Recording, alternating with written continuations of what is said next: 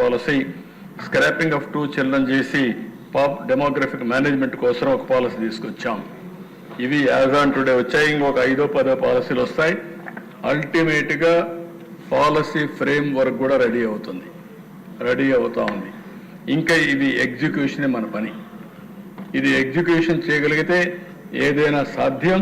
అందుకే దీనికి ఎక్కడ పాలసీలు కావాలని పాలసీ ఫ్రేమ్ వర్క్ ఇస్తాం. ఇంకెవరికి డిస్క్రిప్షన్ లేదు. ఎవరు వచ్చినా వాళ్ళకి ఏం కావాలో ఫెసిలిటేట్ చేసుకుంటూ ముందుకు పోతాం. నెక్స్ట్ ఇక్కడికి వచ్చినప్పుడు ఈ పాలసీల ప్రభావం అప్పుడే మన మీద కనపడస్తూ ఉంది. పాలసీలు ఉంటేనే సరిపోదు, దానికి సరైన నాయకత్వం ఇచ్చే ఆలోచన మనకు ఉండాల్సిన అవసరం ఉంది. ఈరోజు ల్యాండ్ అలాట్మెంట్ చేస్తే ఏపీఐసిలో 3,500 కోట్లు పెట్టుబడులు వచ్చాయి. 9,573 కోట్ల మందికి ఉద్యోగాలు వస్తున్నాయి. మల్లవల్లి ఇండస్ట్రియల్ పార్క్ నాశనం చేస్తే మళ్ళా స్ట్రీమ్ లైన్ చేశాం.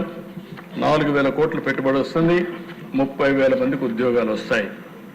ఎస్ఐపిబి ఇండస్ట్రీస్ అన్ని కూడా Mittal steel plant, LG electronics ఇవి ఇచ్చాం. 73,000 కోట్ల రూపాయలు ఒకే మీటింగ్లో క్లియర్ చేశాం. దీంట్లో 27,891 మందికి ఉద్యోగాలు వస్తున్నాయి. ఎస్ఐపిబి ఎనర్జీ కింద 11,900 కోట్లు క్లియర్ చేశాం. 6,075 కోట్లు వస్తాయి. 6,075 మందికి ఉద్యోగాలు వస్తాయి. ఎన్టీపీసీ ఇప్పుడే చెప్పాను, పిఎం ఈజ్ లేయింగ్ ఫౌండేషన్ అని 1,81,000 కోట్లకు ఫేజ్ 1, ఫేజ్ 2, ఫేజ్ 3 చేస్తున్నారు. 1,22,500 మందికి ఉద్యోగాలు వస్తాయి. ఎన్హెచ్పిసి 1,00,000 కోట్లు పెట్టుబడి పెడుతున్నారు. 7,000 మందికి ఉద్యోగాలు వస్తాయి. రిలయన్స్ సిబిజీ ఏదైతే ఉందో దానికి 65,000 కోట్లు పెడుతున్నారు. 2,50,000 మందికి ఉద్యోగాలు వస్తున్నాయి.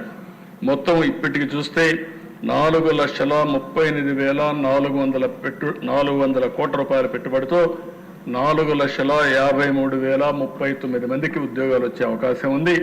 దీన్ని ఎక్కడికక్కడ పర్యవేక్షిస్తున్నాం. ఇప్పుడు మీరందరూ గుర్తుపెట్టుకోవాల్సింది, ఒక పాలసీని ఇవ్వడమే కాకుండా ఆ పాలసీని ఆచరించడంలో, మార్కెట్ చేయడంలో, ప్రాసెస్ చేయడంలో పర్ఫెక్ట్గా చేస్తే అవి సాధ్యం అవుతుంది. ఇప్పుడు సిఆర్డిఏ ఈరోజు డిస్కస్ చేయాల్సింది అమరావతి, మనం డిస్కస్ చేయలేకపోయాం. కానీ దానికి కూడా ప్రణాళిక ఇచ్చాం. అన్ని కూడా టెండర్స్ అన్ని కూడా క్యాన్సిల్ చేసి మళ్ళా టెండర్స్ అన్ని పిలిచాం. ఇవన్నీ పిలిచి దానికి కూడా క్లియర్ కట్గా నెక్స్ట్ మీరు చూస్తే 15/12/2024 ప్రారంభించి 6 నెలల్లో మీరు కూడా ఎమ్మెల్యేలంతా ఇక్కడే ఎమ్మెల్యే క్వార్టర్స్ మీకు ఇస్తున్నాం. ఎక్కడ సిటీకి పోయే పని లేకుండా, ఎక్కడికో పోయే పని లేకుండా ఎమ్మెల్యే క్వార్టర్స్లో ఉండి అసెంబ్లీకి వచ్చే పరిస్థితిలో అక్కడ క్లబ్ కానీ అవన్నీ కూడా పెట్టి మీకు ఏ ఇబ్బంది లేకుండా చేయడం కోసం చేస్తున్నాం.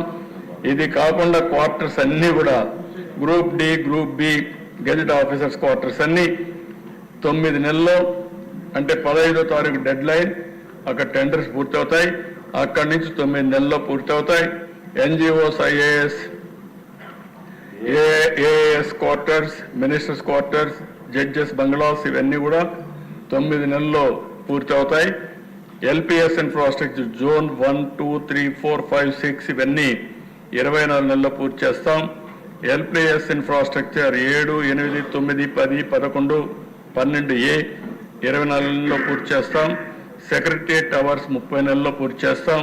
హైకోర్టు 30 నెలలు, అసెంబ్లీ 30 నెలలు, public private sector land allotments అన్ని కూడా పూర్తి చేసి బిల్డింగ్లు కూడా 24 నెలల్లో పూర్తి చేయాలనుకుంటున్నాం. మ్యాక్సిమం 30 నెలల్లో 3 దగ్గర 30 నెలలు అంటే లెస్ దెన్ 3 years, 3 సంవత్సరాల్లో అమరావతికి ఒక షేప్ తీసుకొచ్చి మళ్ళీ ఇక్కడ కూర్చున్నప్పుడు గర్వపడేవిడిగా అమరావతి వస్తుంది. దానికి కూడా స్టార్ట్ చేస్తున్నాం. దీనికి కూడా ఒక 50,000 కోట్ల రూపాయలు పెట్టుబడి పెడుతున్నాం. కాబట్టి 50,000 కోట్ల రూపాయలు ప్రాథమిక అంచనా. దీనికోసం ముందుకు పోతున్నాం అని చెప్పి కూడా నేను మీకు తెలియజేస్తున్నా. ఇది నీకు చాలా కోరిక ఉంది, మీది ఊరే కాబట్టి అవసరం లేదు మీకు.